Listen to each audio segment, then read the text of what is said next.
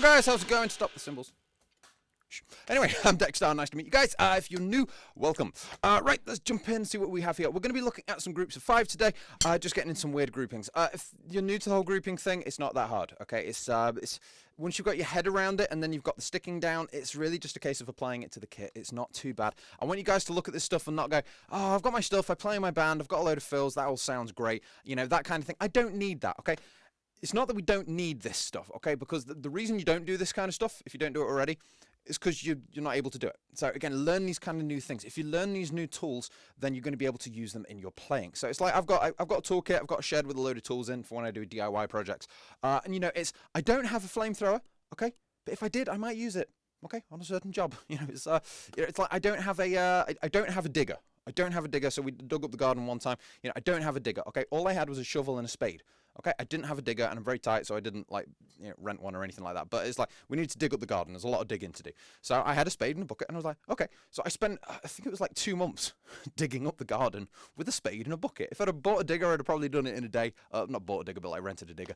But it's, you know, I didn't have a digger, so I used the spade. And it's kind of like that when we're out drumming. You know, we're playing with a band or playing along with songs, and it's like, oh, I'm going to go for some fills, and you use the fills you have, but sometimes maybe you just need to shell out a little bit and buy the digger. You know, you want some better fills that are going to fit the job better.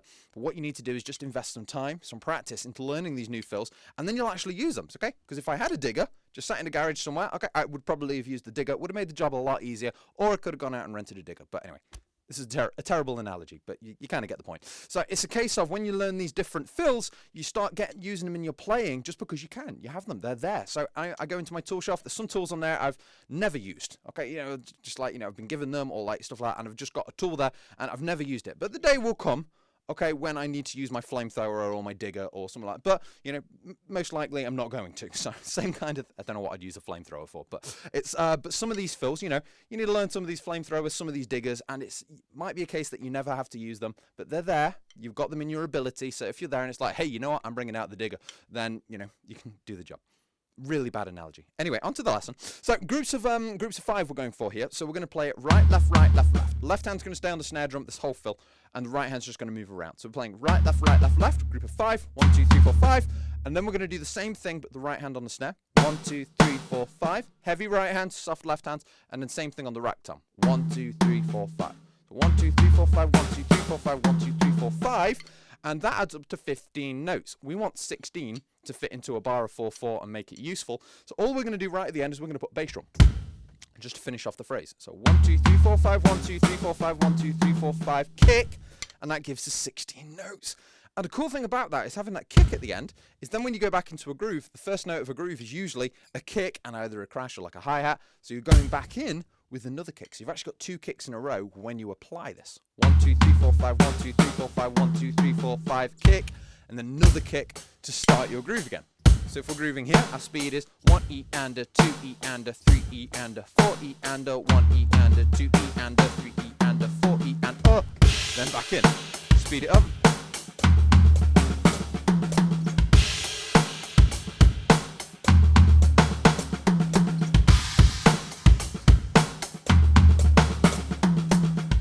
Speed it up more. Got some cool drum and bass stuff there. Then a cool fill.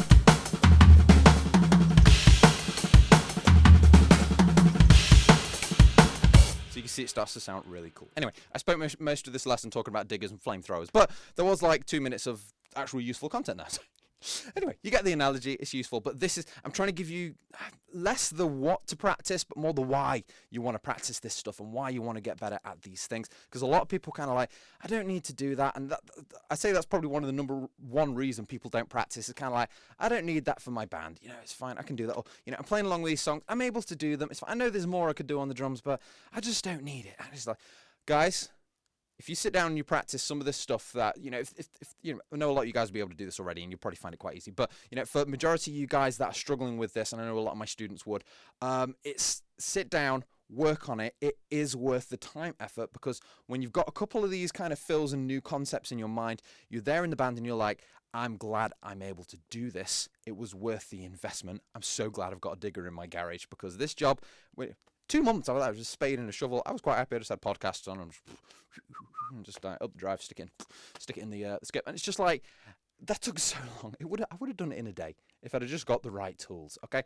Invest in the right tools, invest in some really cool fills and some new concept, invest in your drumming, okay? And the rest of your life that you're going to be drumming for, it's going to be so much better, much more enjoyable experience. This is the great thing about the drums. This is why drums are better than like video games. I like video games, okay, but you play video games for ages and the game's kind of, over time, it's like, okay, that gets boring. Let's get a new video game. Okay, drums, you start playing them, they're fun.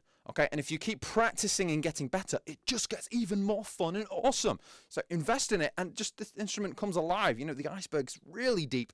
You can go so far into this, so it's really cool. If you do want help with that, again, check out my kind of in-depth drum courses that I've got by becoming a channel member. It's less than $10 a month, and it will really help you to kind of reach your drumming potential. So check that out if you're interested. You guys take it easy. Leave us a thumbs up and a like if you've enjoyed this video, and I'll see you soon.